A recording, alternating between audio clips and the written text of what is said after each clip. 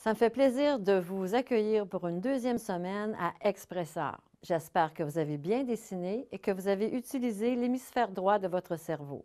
Cette semaine, je vous propose les proportions, c'est-à-dire le rapport entre les objets.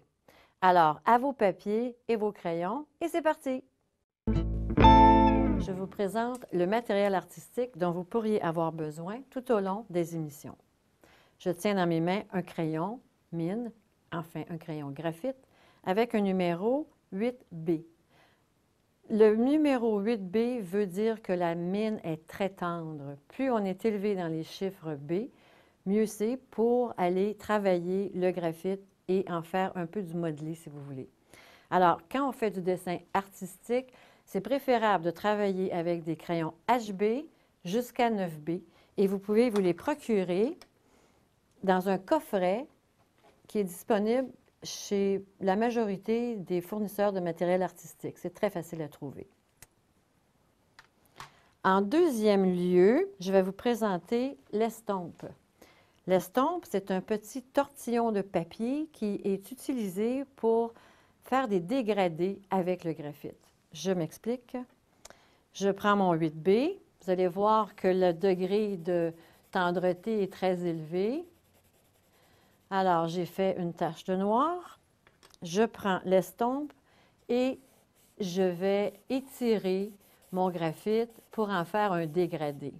Je pourrais très bien utiliser mon doigt, qui peut servir d'estompe, mais la difficulté, c'est que je vais saturer mon papier et j'aurai de la difficulté de retravailler par-dessus. Alors, je préfère utiliser l'estompe comme telle, et l'estompe ne peut pas être aiguisée.